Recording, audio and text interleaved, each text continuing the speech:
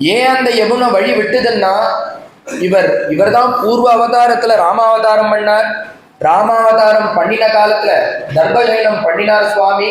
அப்ப நம்ம ஆத்துக்காரா நதிகள் எல்லாம் பத்னிகளாகவும் சமுத்திரத்தெல்லாம் அவருடைய ஆத்துக்காராலும் வர்ணிக்கிறார். அந்த ராமாவதார காலத்துல நம்மளுடைய ஆத்துக்காரர்ல கரங்கடிக்கின மூர்த்தி இவர், கலங்கடிச்சவர் இவர்.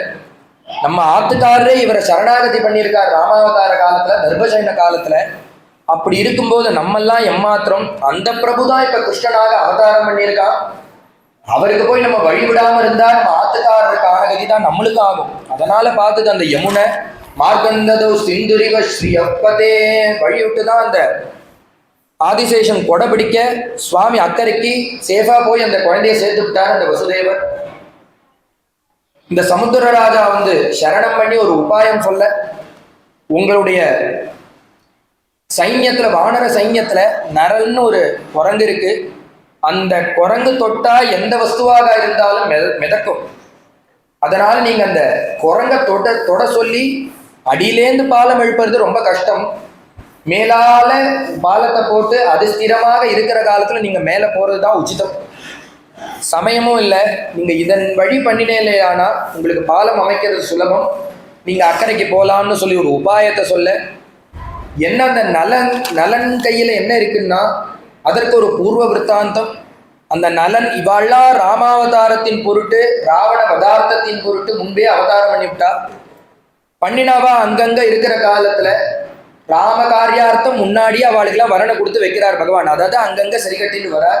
எப்படி அந்த விஷ்ணு தனுஷ முன்னாடியே அந்த பரசுராமர் கொண்டு வந்து அங்க கொடுக்குறாரோ, அதுபோல ஒவ்வொரு காரியமும் அந்த கைகேயி வரன் வாங்குறா. எதற்காரன்னா ராவணனை பதார்த்தத்தின் பொருட்டு தான் அவ வரன் வாங்குறா. இது போல ஒவ்வொன்றுக்கும் பின்னாடி காரணம் இருக்கு. அதுபோல இந்த நலன் தொட்டா விதக்குங்கிறதுக்கு காரணம் என்னன்னா, நலன் அப்படி அங்க சஞ்சாரம் பண்ணிட்டு இருக்கிற காலத்துல இவாலாம் எங்கேயோ ஒரு இடத்துல இருந்துட்டு இருக்கவா. ராம காரியார்த்தம் எல்லாரும் சுக்ரீவன் ஒண்ணு சேர்க்கிறான் இந்த வாரணங்களை.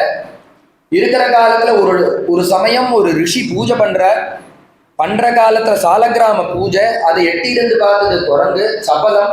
அதை பார்த்தோன்னு நாகப்பழத்தை போல இருக்காம அது. அவர் அசந்த நேரமா பார்த்து அந்த சாலக்கிராமத்தை எடுத்து வாயில போட்டு, இவர் கஷ்டப்பட்டு உபவாசம் இருந்து யாத்திரை போய் எடுத்துன்னு வந்த சாலக்கிராமத்தை இந்த குரங்கு பட்டுன்னு வாயில போட்டு என்ன பண்ணலான்னு பார்த்தார். உடனே அது சாலக்கிராமம்னு கத்தினார். அது உடனே துப்பி விடுது கங்கையில. துப்பின உடனே அவர் ஒரு ரிஷியா இருக்கிறதுனால தபஸ் இருக்கு. உடனே அந்த குரங்குக்கு ஒரு வரணை கொடுத்தார். துப்பின அந்த சாலக்கிராமம் முதக்கட்டும்னார். இந்த குரங்கு கைப்பட்டு கையில துப்பினது கீழே அந்த ஜலத்துல போட்டு விடுது. இந்த குரங்கு கைப்பட்ட வஸ்துக்கள் எல்லாமே மிதக்கட்டும்னு முன்னையே அவர் ஒரு சாபத்தை ஒரு வரணை கொடுத்திருக்கார்.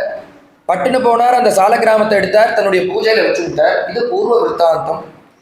இதை சொல்றான், அந்த நலன்கிற அந்த குரங்கு தொட்டால் எல்லாம் மிதக்கும். அது அவன் வரன் வாங்கி வந்திருக்கிறது.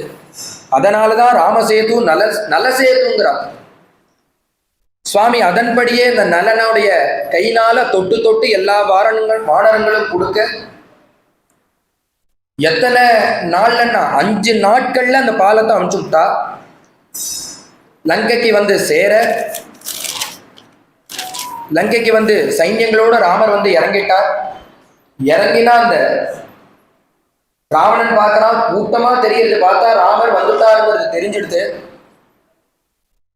தூத அனுப்புறான், அங்கேருந்து யாரையா ஒருத்தரை விட்டு வந்திருக்கிறது யாரு, அவளுடைய பலாபலம் என்ன, எத்தனை சைன்யங்கள், அதுல யாரு பராக்கிரமசாலி, எல்லாத்தையும் பார்த்துட்டு வான்னு இந்த சுகச்சாரணனை அனுப்ப, அவனும் மாறுவேஷத்துல சுவாமி சந்நிதிக்கு வர, மாறுவேஷம் போட்டுன்னு வந்தோடனே சுவாமி கண்டுபிடிச்சு விடுறார்.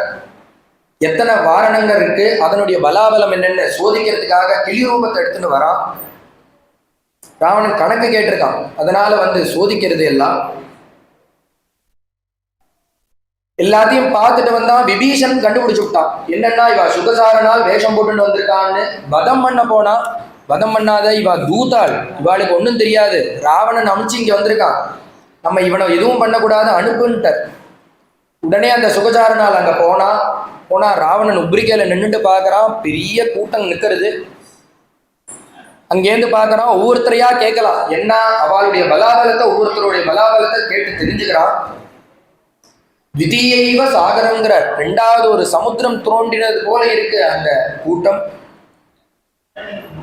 சொல்றா, ஒவ்வொருத்தருடைய பலத்தை சொல்லிட்டு வரா. ராமர் லக்ஷ்மணன் சொல்லிட்டு வர, ஹனுமான பார்த்து கேட்கிறான் கிட்டு அந்த ராமரை பத்தி சொல்ல. ராமர் பலம் பொருந்தியவர். பக்கத்துல நிற்கிறது யாருன்னா லட்சுமண சுவாமி. தங்க ரேகையில ஒருத்தர் நிற்கிறாரே அவர் லட்சுமண சுவாமி. கோதண்டபாணியா நிற்கிறது ராமர். இங்க கீழே குட்டியா பூனைக்குட்டி மாதிரி ஒருத்தர் இருக்காரே அது யாருன்னு கேட்கிறான். அவரை பத்தி நீ மறக்கலாமா? உன்னுடைய ஊருக்கு வந்துட்டு போனாரே அந்த மகாபுருஷன் நீ என்னைக்குமே மறக்க கூடாது. மறக்க முடியுமான காரியத்தை அவர் பண்ணியிருக்கார். லங்கையே அக்னிக்கு இரையாக்கினாரே அந்த ஒரே ஒரு வானரன் தான் அவர் கீழே நிற்கிறார். என்ன இங்க வரும்போது அவ்வளோ ஒரு அட்டகாசம் பண்ணி தந்த குரங்கு, அங்க போனோன்னு இப்படி ஒரு பவ்யமா ஒரு ஸ்வரூபத்துல இருக்கேன்னா அந்த சந்நிதியில அவர் அப்படிதான் இருப்பார். சத்ருபட்சத்துக்கு வந்தா அவர் பராக்கிரமத்தை காண்பார். யத்ரோபராமத்ரமம் வேதாச்ச வேத வேத விதாம்பரா. ராமரை பற்றி சொல்ற காலத்துல அந்த சுகசாரணன் சொல்றான் அவருக்கு பிரம்மாஸ்திரங்கள்லாம் தெரியுங்கிறான். ராமரை விசாரிச்சேன், அவருக்கு எல்லா அஸ்திர சஸ்திரமும் தெரியும், பிரம்மாஸ்திர பிரயோகமும் பண்ண தெரியும்னா இவனுக்கு பீதியா எடுத்து. ஏன்னா இவனுக்கு பிரம்மாவுடைய வரம் என்னன்னா பிரம்மாஸ்திரத்தினால மட்டுமே இந்த ராவணனுக்கு வதம். அதை நினைச்சா நம்ம அழிக்கக்கூடியதான பிரபு வந்துட்டார்னு மனசுல சிந்தனை பண்ணிட்டு லக்ஷ்மணன் ச மகாபலஹா பக்கத்துல மகாபலங்கிரமசாரி ராமரை காட்டிலும் ஒரு பலம் பொருந்தவர் யாருன்னா அந்த லக்ஷ்மண சுவாமி. அவர் இருக்கார் கூட. உடனே அவர் சொன்னார், ஒவ்வொருத்தரையா சொல்லிட்டு வர்றார். ஹனுமானிதி விக்யாதா லங்கிதோ ஏன சாகரஹா. சாகரத்தை தாண்டிவர் பகாம். ஏதாவது ஒன்று கொடுத்து அங்க இருக்கிறவாளை நம்ம பக்கம் இழுத்துக்கலாமா, அவளுக்கு ஏதாவது ஒரு கிஃப்டை கொடுத்து ஏமாத்தி இந்த பக்கம் அழிச்சுக்கலாமான்னார். அவனுடைய தம்பியாவது அழிச்சுக்கலாமான்னார். உடனே அவன் சொல்றா, உங்களை மாதிரி அல்பமான பிராதாக்கள் இல்லவா, நீங்க 14 2 பேரும் அடிச்சுட்டு சொத்துக்காக அடிச்சுருக்கே, உன்னுடைய தம்பியை நீ விரட்டி விட்டுவிட்ட. அவன் இப்ப அந்த சைடு இருக்க அந்த விபீஷண சுவாமி. அது போல நினைச்சுட்டு கேட்கிறியா அந்த பிரபுவை லட்சுமண சுவாமிய. அவர் எப்படின்னா அனுகச்சந்தி பிராத்துஸ்தம் பாலையன்னு பிராத்தரம் வனேங்கிற அந்த பிரபுவை காப்பாற்றுறதுக்காகவே சுமித்ர பெத்த தெய்வம்டா அது. அந்த தெய்வத்தை உன்னால விலை கொடுத்து வாங்க முடியாது. பிராத்தரன் நாராயண்மனே. அது மட்டும் இல்லை, அந்த குழந்தை இருக்கானே பிராதா பிராணசம பிரியகான ராமருக்கு பிராணனை காட்டிலும் ஒரு பிரியம் உண்டுன்னா அந்த பிரபுடா. ராமருக்கு வெளியில சஞ்சாரம் பண்ணக்கூடியதான பிராணன் உடையவன் அந்த லக்ஷ்மணன். பகிப்பிராண இவாச்சரா. அந்த பிரபுவை ஒரு காலம் உன்னால விலை கொடுத்து வாங்க முடியாது. நீ கேட்கறதே முதல்ல அல்ப புத்திய முதல்ல விடுன்னா. அவ 2 பேரும் பேசிக்கிறாள். என்ன பேசிக்கிறான்னா, ராமரும் லக்ஷ்மணன் ஏதோ குசுகுசுன்னு பேசிட்டே இருக்கா. என்ன பேசிக்கிறான்னா, அவ சொன்னா சுகசாரணன் பார்த்தா இந்த ராவணனுக்கு பீதி வந்துடுத்துங்கிறது தெரியறது. உடனே அவன் இன்னும் கொஞ்சம் பீதியை ஏற்படுத்துவோங்கிறதுனால சொன்னா. அவ 2 பேருக்குள்ள ஒரு சண்டை. இவனோ பாக்குறதுல இருந்து உப்ரிக்கல, இவன் பாக்குற பக்கத்துல இருந்துதான் அந்த சுகசாரணன் பாக்குறான். மூளையே இல்லாம அவன்கிட்ட போய் கேட்கறான், அங்க என்ன நடக்கிறதுன்னு கேட்கறான். இவனும் பீதியை கிளப்பி விடுவோங்கிறதுக்காக அவ 2 பேருக்குள்ள ஒரு பேச்சுவார்த்தை, சண்டை. என்ன சண்டைன்னா, லக்ஷ்மண சுவாமி சொல்றார், அண்ணா நீங்க அப்படி சத்த ஓய்வு எடுத்துக்கோங்க, களைப்பாருங்கோ, நான் பார்த்துக்கிறேன் அந்த 10 தலை பூச்சியான ராவணனை. நீங்க எதுவுமே பண்ணக்கூடாது, ஓரமா நின்று வேடிக்கை மட்டும்தான் பார்க்கணும். உடனே ராமர் சொல்றார், ஹே லக்ஷ்மணா, நம்ம 2 பேரும் சேர்ந்து தானடா எல்லாம் பண்ணிட்டு இருக்கோம், இப்பயும் இந்த வதத்தையும் சேர்ந்து பண்ணுவோம், நீ என் கூட நில்லுடாங்கிறார். இல்லைன்னா உங்களுக்கு கை காலெல்லாம் கலப்பா இருக்கு, நீங்க வேடிக்கை பாருங்கோ, அந்த பயல என்ன பண்றேன் பாருங்கன்னு அவன் அதத்தினது போல பேசுறான். அண்ணாவை அடக்கி பேசுறார் அந்த லக்ஷ்மண சுவாமி. ராமர் நான் தான் பண்ணுவேங்கிறார். இல்லை எல்லாரும் சேர்ந்து பண்ணி விடலான்னு அவளுக்குள்ள ஒரு சர்ச்சை விவாதம் நடக்கிறது. என்ன விவாதம்னா, ராவணனை யாரு வதம் பண்ணலாங்கிற விவாதம் அங்க போயிட்டு இருக்குன்னா. கேட்டா ராவணன் பீதி ஆயிடுத்து. ஏன்னா லாவணோ ரோக்க ராவணா லோகம் முழுக்க பயந்துட்டு இருக்கு. அதை 2 பேர் நான் ஒருத்த வந்து வதம் பண்ணுவேன்னு பேசிட்டு இருக்காங்கன்னா எப்பேற்பட்ட பராக்கிரமசாலிகளா இருக்கணும் அப்படின்னு மனசுல நினைச்சுட்டு இருக்கா. பக்கத்துல ஒருத்தன் நிக்கிறானே, அவனை எங்கேயோ பார்த்தது போல இருக்கேன்னா, உங்களுக்கு அவனை பார்த்தா தெரியலையா? அவன் தான் உங்களுடைய கூட பிறந்த சகோதரன் விபீஷணன். அவன் சத்ருபட்சத்துல சேர்ந்தாச்சு. அவனை பார்த்தா எனக்கு அவன் ஒத்தையா இருக்கிறது போல தெரியலையே, ஒரு கணத்தோட நிக்கிறது போல இல்லை அவன் காட்சி தரா. ரக்ஷோகண பரிக்ஷிப்தா ராஜாகி. அவன் கண்ணில் பார்க்கும் போதே அவன் பல ஆயிரம் பேரோட ராட்சசாலோட நிக்கிறது போல எனக்கு தெரியறது. எதனாலன்னா அதுவும் ராஜாவை போல தோற்றத்தோட நிற்கிறான். நானும் இங்கேருந்து அவனை கட்டின வேஷ்டியோட விரட்டி விட்டேன். சதுர்பிஸ்ஸக ராட்சசைகின்னு இங்கேருந்து ஆகாசத்துக்கு போனவன் ராமனை சரணம் பண்ணா. இது தெரியும், அவன் கையில ஒண்ணுமே கிடையாது. பரித்தியக்தா மயாலங்கா மித்ராணிச்ச தனானிச்ச அப்படின்னு சொல்லி தான் போயிருக்கான். இங்கேருந்து ராமர்கிட்ட சொல்லும் போது எல்லாத்தையும் விட்டுட்டு வந்தேன் இருக்கான். அப்படி இருக்கிற அவனை பார்த்தா ராஜாவுடைய கலை தெரியறது. அதுவும் இல்ல, அவன் கூட 4 பேர் தான் போனான்னு இருக்கு. இவன் பார்த்தா சபையிலேருந்து 4 பேர் கிளம்பினா, இப்ப 1000 பேர் புடைசூழ நிக்கிறானே. எப்படி நிக்கிறான் அவன்? அவனுக்கு எப்படி இந்த 1000 பேர் கிடைச்சான்னா, அவன் அங்க அப்படி இல்லை, உங்க கண்ணில் தான் கோளாறுன்னா. ஏன்னா அவன் தனியா நிற்கிறான், இல்லை 4 பேரோட நிற்கிறான். அதுதான் சத்தியம். உங்களுக்கு ஏன் இப்படி தோணித்துன்னா, அவன் கிளம்பும் போது அந்த லங்கா ராஜ்யஸ்ரீயும் அவரை விட்டு கிளம்பிடுத்து. அது மட்டும் இல்ல, அவன் ராமா சரணம்னு வந்து நமஸ்காரம் பண்ண உத்தரக்ஷணம் ராமர் என்ன பண்ணார்? அபயம் கொடுத்தார். 2 தடவை நமஸ்காரம் பண்ணா, நான் அதுக்கு பாத்திரமானு கேட்டா திருப்பி அபயம் கொடுத்தார். 3வது தடவை நமஸ்காரம் பண்ணா சபதம் எடுத்தார். எந்த தம்பிகள் மேல ஆணை பிடிக்க சொல்றேன், நான் உனக்கு லங்க ராஜ்யத்தை உனக்கு கொடுப்பேன்டா, என் தம்பிகள் மேல சத்தியம்னு சொன்னார். கடைசியா பார்த்தார் 10 தலை பூச்சி ராவணனை அப்புறமா வதம் பண்ணிக்கலாம், அந்த பட்டாபிஷேகத்தை இக்கரையிலேயே பண்ணுன்னு அங்கேயே அந்த பிரபு அந்த பட்டாபிஷேகத்தை பண்ணி வச்சுட்டார். இப்ப இந்த லங்கா ராஜ்யஸ்ரீ அவர் இடத்துல தான் இருக்கு. அதனாலதான் ராஜாகின்னு அவர் பிரகாசிக்கிறார். ஏண்டாப்பா ராஜா நான் தானேன்னா, நீங்க தான் ராஜா. பட்டா மாத்தி 5 நாள் ஆயிடுச்சு. முன்னே அவருக்கு பட்டாபிஷேகம் பண்ணி வச்சாச்சு. லக்ஷ்மண சுவாமி கையால லக்ஷ்மணோ லக்ஷ்மி சம்பன்னஹான்னு பண்ணி வச்சதுனால அந்த ராஜ்யஸ்ரீயோட அவர் பிரகாசிக்கிறார். உங்க கண்ணுக்கு 1000 பேர் இருப்பது போல தெரிகிறது. ஸ்ரீமதா ராஜராஜ்யேன லங்காயாம் அபிஷேஷிதா. லக்ஷ்மண சுவாமி கையால பண்ணிவிட்டார். அவர் ஜெயஸ்ரீயோட அங்க பிரகாசிச்சுருக்கார். அப்படின்னு அங்க இருக்கிறவாளுடைய பலாபலத்தை பத்தி சொல்ல,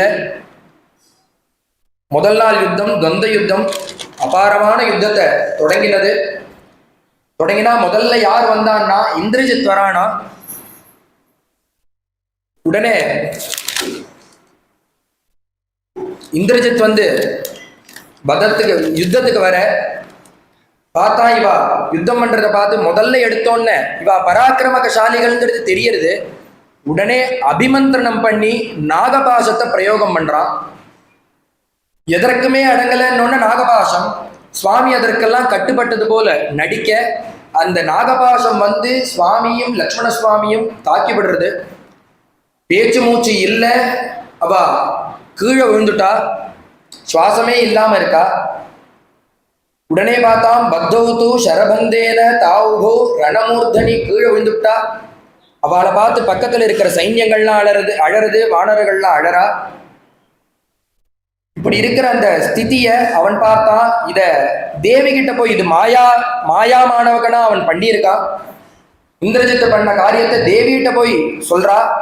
ஊச்சுகு லக்ஷ்மீனினோ யாம் ஏமாம் புத்ரின்யா வித்வேதிச்ச தேஜ்யதே தேஜ்யசவே இதேராமே ஞானினோ நிருதவாதினா. இதை என்ன பண்ணா, விபீஷணனுடைய புத்ரி திரிஜடன்னு ஒருத்தி இருக்கா, அவள்கிட்ட சொல்லி தேவிய ஒரு புஷ்பக விமானத்துல அழிச்சுன்னு வந்து ராமனும் லக்ஷ்மணாலும் கீழே இருக்கிற கோலத்தை காமிச்சுட்டு கூட்டிட்டு போயிட்டான். தேவியா கண்ணில் ஜலம் ஆறாக ஓட அழறா.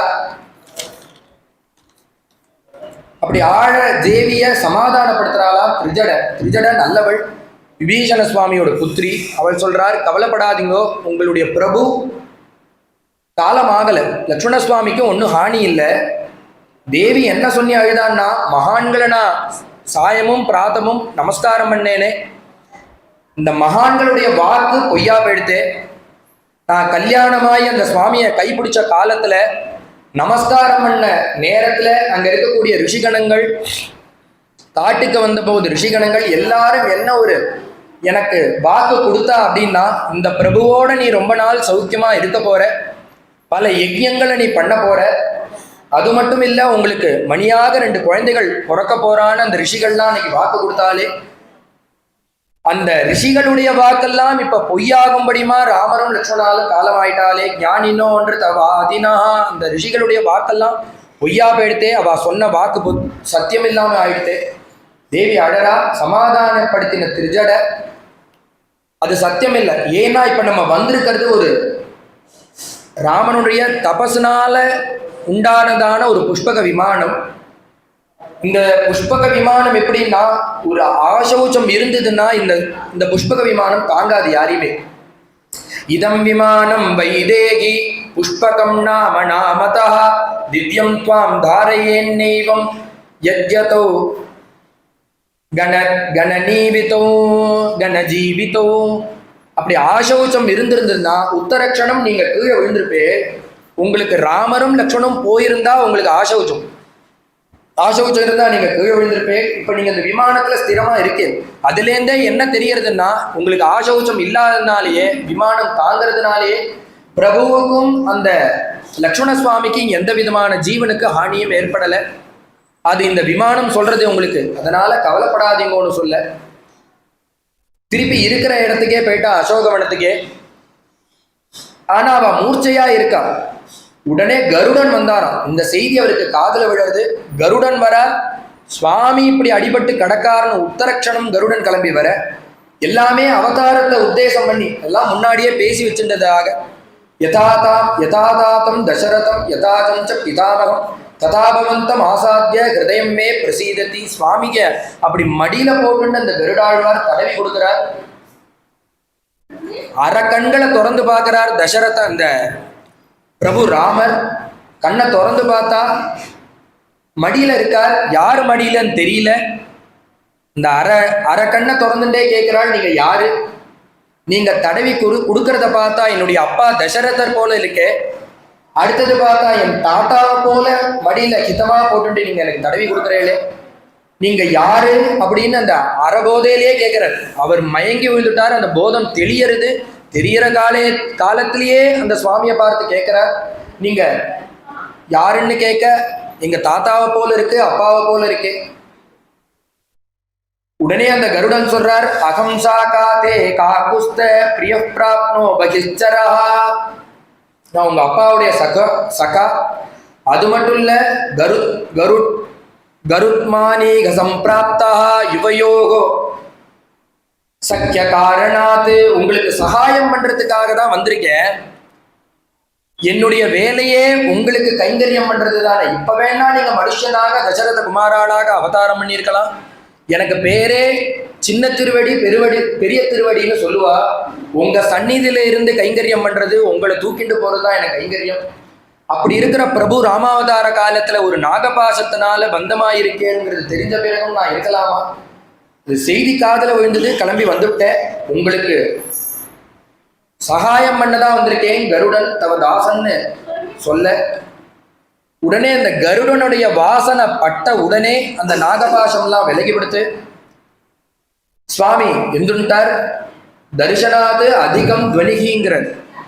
கருடனை தரிசனம் பண்றதை காட்டிலும் அது உத்தமம். அதையும் தாண்டி உத்தமோத்தமம் அவருடைய துவனி. எந்த ஒரு நல்ல காரியம் ஆரம்பிக்கிற காலத்துல தரிசனம் புண்ணியம் இருந்தாலும் அதை விட காட்டிலும் உத்தமம் அந்த கருடனுடைய துவனி. அப்படி ஒரு துவனியை சகுனமாக கொடுத்துட்டு நல்லதே நடக்கும்னு சொல்லிவிட்டு அந்த கருடன் கிளம்புற. இந்திரஜித்து இதற்கிடையில இந்திரஜித்து கொண்டாட ஆரம்பிச்சுட்டான். அவன் என்ன நினைச்சுட்டான், சுவாமி ஜீவனை போயிடுத்து, லக்ஷ்மணனும் போயிட்டா, மூலமே போனப்புறம் இந்த யுத்தம் இனி நிற்க போறதில்ல, நடக்க போறதில்ல, நம்மளுக்கு தான் ஜெயம்னு அங்க போய் எல்லாருக்கும் பார்ட்டி கொடுத்துட்டு கொண்டாடின்னு இருக்கா. இங்க சுவாமி எழுந்துட்டார்.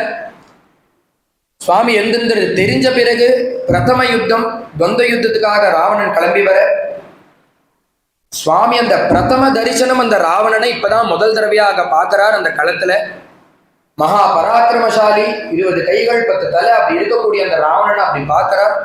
அவனுடைய தேஜஸை பார்த்து சுவாமியே ஆச்சரியப்படுறார். இதெல்லாம் சுலபமா ஒருத்தனுக்கு கிடைக்குமா? சிவ பூஜையினாலேயே இத்தனையும் தபச ஆராதனை பண்ணி வச்சுட்டு இருக்கான். இவன் இந்த தேவியை மட்டும் தூக்கிட்டு வரலன்னா இத்தனையும் வீணா போகாம இருக்குமே சுவாமியும் நினைச்சுக்கிறார். யதீந்திரம் வைவஸ்வத பாஸ்கரான்வா ஸ்வயம்புவைஸ்வானர சங்கரான்வா கமிஷ்யதி த்வாம் தசவாதிஷோதவா ததாபி மே நாககதோ விமோக்ஷசே. ஏதேன சாப்யாயுத தரிசனானி ஷரைர்ஜனஸ்தானம் கிருதாலயானி சதுர்தசான்யதாவதாராணி யுதானி ரக்ஷசஹஸ்ராணி விஷூதிதானி. சுவாமி பார்த்தார், உன்னை எதுவா இருந்தாலும் விட போறதில்லை, உன் மேல கருணை இருந்தும் நான் உன்னை விடமாட்டேன். ஏன்னா தேவியை கொண்டு போய் வச்சுட்டு கதற பண்ணிட்டான் இந்த ராவணன். அவன் இப்ப நேரா வந்திருக்கான், அவன்கிட்ட சொல்றார், எங்க போனாலும் நான் உன்னை விடமாட்டேன், நீ யார்கிட்ட வேணா போ, உன்னுடைய முழு பலத்தை பிரயோகப்படுத்து, நான் உன்னை விடமாட்டேன். நீ இந்திரன்ட்ட போனாலும் சரி, சூரியன்ட்ட போனாலும் சரி, பிரம்மாட்ட போனாலும் சரி. ஏன் பிரம்மாட்ட? அவனுடைய தாத்தா பிரம்மா, நீ உன் தாத்தாட்டே போனாலும் சரி, உன்னுடைய உயிரை எடுக்கிறத யாராலையும் நிறுத்த முடியாது. இல்ல ஒரு கால் பரமேஸ்வரன்ட்டே போ, அவராக இருந்தாலும் அவர்கிட்ட போனாலும் உன்னை காப்பாத்துறதுக்கு ஆள் கிடையாது, உன்னை சும்மா விட மாட்டேன். ஏன்னா அவனுடைய உபாசனா தெய்வம் பரமேஸ்வரன், அவர் ஆராதனம் பண்ணிதானே இத்தனையும் கிடைச்சிருக்கு. எப்பேற்பட்ட பக்தன் அந்த ராவணன்னா. புஷ்பம் சுகந்தம் சுதலஞ்ச பில்வம் புண்யஞ்ச தீர்த்தம் லபதே சயத்ர தத்ராச்ச லங்காத பதிர் மகாத்மா தம் சங்கரம் பூஜயதி விசித்திரம். அப்படி புஷ்பக விமானத்துல போவானா. நம்மெல்லாம் எப்படின்னா ஒரு ஆத்துல ஒரு பூஜை ரூம்னு வேணும், அதுல பூஜைக்குன்னு சில வஸ்துக்களை வச்சுட்டு தயம் இருந்தால் பகவானுக்கு பூஜை பண்றோம். நம்ம காரியத்துக்கு நடுப்புற ஒதுங்கிதுன்னா, அவர் நினப்பு வந்ததுன்னா பூஜை பண்றோம். அவன் எப்படின்னா அப்படி ஆகாச மார்க்கத்துல போவான். புஷ்பக விமானத்துல போற காலத்துல புண்யஞ்ச புஷ்பம் சுகந்தம் சுதலஞ்ச பில்வம். அப்படி புஷ்பங்களை கண்ணில் பார்த்தான்னா பட்டுன்னு அந்த விமானத்தை இறக்கி விடுவான். நல்ல புஷ்பமா இருக்கு, இத பரமேஸ்வரனுடைய திருவடியில போட்டா நன்னா இருக்குமே நினைச்சுண்டு, ஏன்னா எல்லாமே மனசு தானே, உடனே அங்கேயே அப்படி மனசுனால மானசீக பூஜை பண்ண உட்காந்துடுவானா. பில்வத்தை 3 தலமா இருக்கக்கூடிய பில்வத்தை பார்த்தான்னா பட்டுன்னு அங்க உட்காந்து சிவாராதனம். அது எந்த நேரமோ எந்த காலமோ எந்த சமயமோ, சிவபூஜைக்குன்னு ஒரு தனி சமயம் இல்லாதபடிக்கு பார்க்குற இடத்துல வஸ்து இருந்ததுன்னா அந்த இடத்துல சிவபூஜை. நம்மெல்லாம் எப்படி சிவபூஜைன்னா அந்த சமயம் சேரணும், நம்ம மனசும் சேரணும் வஸ்துவும் சேரணும். அவனுக்கு வஸ்து இருந்ததுன்னா மனசுனாலேயே சிவபூஜை பண்ணி விடுறான். அது மட்டும் இல்ல, புண்யஞ்ச தீர்த்தம் லபதே சயத்ர. புஷ்பம் பில்வம் ஒரு புண்ணிய நதியை பார்த்தான்னா பட்டுன்னு அங்க இறங்கி ஒரு தீர்த்தம் ஆடிவிட்டு அந்த கரையில உட்கார்ந்துட்டே சிவபூஜை. பகவானுக்கு குடங்குடமா தீர்த்தத்தை விட்டு அபிஷேகம் பண்ணி ஒரு சிவபூஜை. எல்லாத்தையும் பகவதர்ப்பணம் மனசுனாலேயே. தத்ராச்ச லங்காத பதிர் மகாத்மா தம் சங்கரம் பூஜயதி விசித்திரம். இப்படி பரம பக்தனா இருக்கான். அதனால அந்த பரமேஸ்வரன்ட்டியே ஒரு கால் நீ போய் நின்னாலும் உன்னை அவர் காப்பாற்ற மாட்டார், உன்னை அவரால் காப்பாற்ற முடியாது, உன்னை நான் சும்மா விட மாட்டேன். நீ எந்த சந்நிதிக்கு வேணா போ. நீ ஆனா ஒன்று தெரிஞ்சுக்கணும், என் ராமபாணம் வரத்துக்கு முன்னாடி இதெல்லாம் பண்ணிட்டாதான் உண்டு. என் ராமபாணம் உன் இடத்துல வந்ததுன்னா உன்னை சும்மா விடாது. ஏதேன எந்த ராமபாணம்னா ஏதேன சாப்யாத்புத தரிசனானி ஷரைர் ஜனஸ்தான கிருதாலயானி. ஜனஸ்தானத்துல அந்த கரதூஷண திரிசரசுகள் 14,000 ராட்சசாலோட வந்து நிற்கிறா. தேவியும் அந்த லக்ஷ்மண சுவாமியும் அப்படி உட்காருங்கோன்னு உட்கார சொல்லிவிட்டு, ஒரு தேர் கிடையாது, சகாயத்துக்கு ஒரு ஆள் கிடையாது, ஒரே ஒரு அஸ்திரம் வில்லு மட்டும்தான் கையில இருக்கு, துணைக்கு கூட ஒருத்தரும் கிடையாது. ஆனா அந்த பிரபு எத்தனை பேரை வதம் பண்ணார்னா 14,000 ராட்சசால். எத்தனை மணி நேரம்னா 1.5 மணி நேரத்துல அத்தனை பேரையும் வதம் பண்ணார். அவள்லாம் இத்தனைக்கும் அந்த மாயம்லாம் தெரிஞ்ச ராட்சசர்கள். ஆனா அவளை மனுஷ ரூபத்தில் இருக்கக்கூடியதான பகவான் வதம் பண்றார். அந்த பானத்தை எடுத்து நான் உன்னை வதம் பண்ணுவேன், அதனால நீ இப்பயே அதுலேருந்து தப்பிச்சுக்கோ, எங்கு போனாலும் விடமாட்டேன்னு சொல்லிவிட்டு சுவாமியோட அபாரமான யுத்தம் நடக்கிறது. பிரதம தினம் ரதத்தை உடைச்சார், சாரதிய வதம் பண்ணார், குதிரையும் வதம் பண்ணார். இந்த ராமபானம் இது அத்தனையும் பண்ணி விடுத்து. யோ வஜ்ரபாதாசனி சன்னிபாதான் ந சக்ஷுபே சாபி சசால ராஜா ச ராமபானாபிகதோ பிருஷார்த்த சசால சாபஞ்ச முமோச்ச வீரா.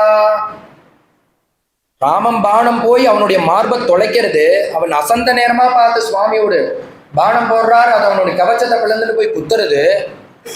எந்த கதை சொல்ற வால்மீகி சொல்றார், உமோச்ச வீரகாங்கிற வர்ணிக்கிறார். பரமவீரன் அவன், லோகமே கண்டு பயப்படுறது, தேவதைகள்லாம் பயப்படுறா. அந்த ராவணனை சுவாமி ஒரே ஒரு பானத்தினால அடிக்கிறார்.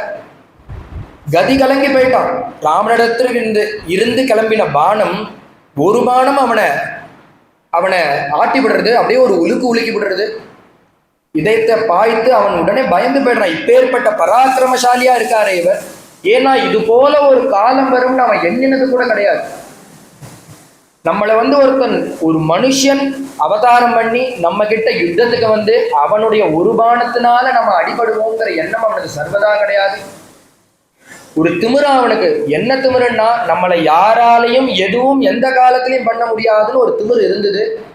அந்த திமிரை சுவாமி முதல்ல உடைச்சார்.